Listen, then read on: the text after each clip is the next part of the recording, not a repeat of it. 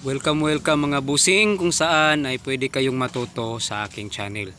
So may pinagawa sa ating motor dito, kaya lang ay ibinalik ni busing ngayong umaga dahil hindi siya umabot sa kanyang trabaho at namatay yung motor. Kaya niya pinagawa ito sa akin dahil minsan lang kung aandar ang motor na ito. So ngayon subukan nating paandarin.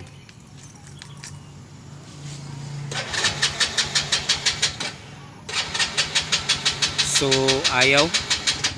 Sa katunayan ay inayos ko yung kanyang electric starter, yung ilaw, horn at saka left and right na signal light.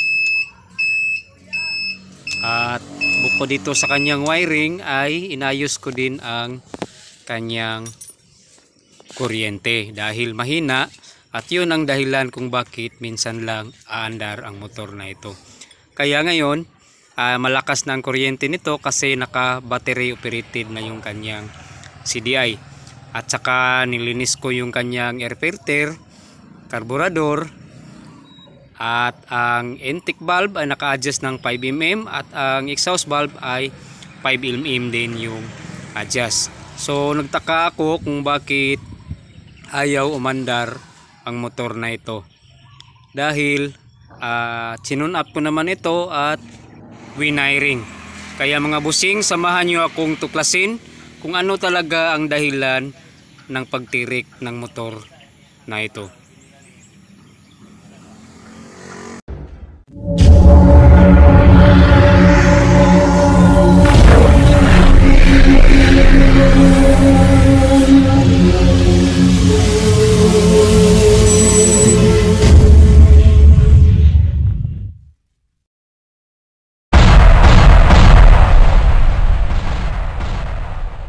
Baka pwedeng pa-subscribe naman at mag-bell para sa marami pa nating video i-upload na pwede nating matutunan.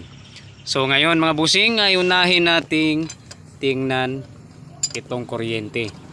Kasi kahapon yung binattery operated ko yung CDI ay malakas yung kanyang kuryente. So ngayon tingnan natin kung ganun pa rin ba kalakas.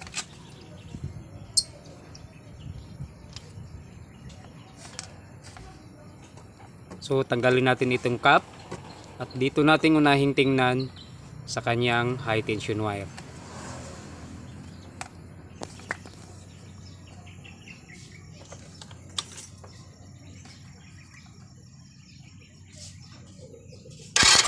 So kita naman natin mga busing na malakas yung kanyang kuryente at imposibleng hindi naman naaandar kapag ganito kalakas yung kuryente. So ngayon balik muna natin itong cap at tingnan naman natin yung kuryente na dadaloy dito sa kanyang spark plug.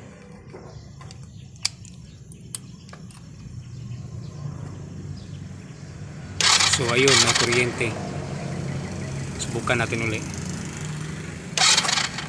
So mayroong kuryente mga busing. So kapag ganito may kuryente yung dulo ng spark plug, so ang ibig sabihin niyan ay walang sira itong spark plug. Ang motor na ito ay ang linya ng kanyang kuryente ay walang problema kasi malakas yung kanyang kuryente.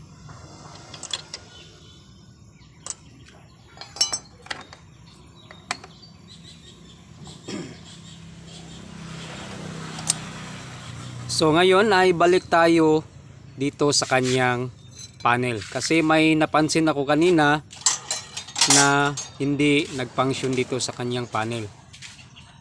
So kung makikita natin, empty yung kanyang gauge ng gasolina. So gumagana pa ba ito o hindi na? Baka naubusan lang ito ng gas.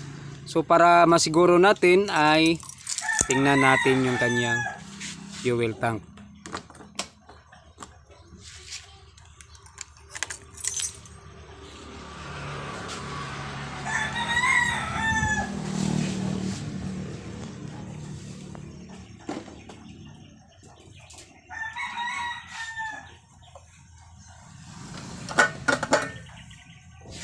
So parang walang laman yung kanyang tangke. Halugin natin. So parang wala talagang gasolina. Wala eh, walang laman. So ngayon doon tayo sa fuel line mag-check. Baka may kunti pang laman.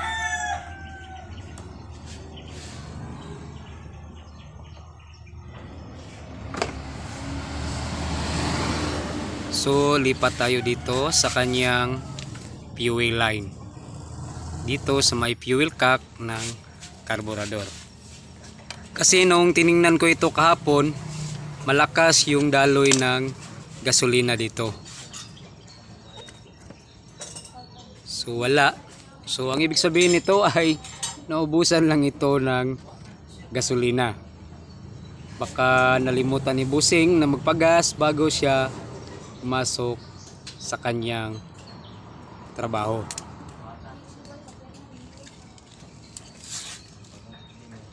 Kaya ngayon ay bili muna tayo ng gas para subukan natin kung ito'y andar ba.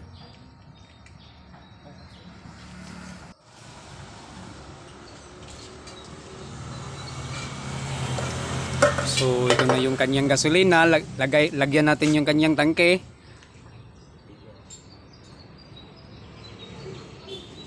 Baka sakaling ito lang yung dahilan kung bakit hindi umabot si Busing sa kanyang trabaho.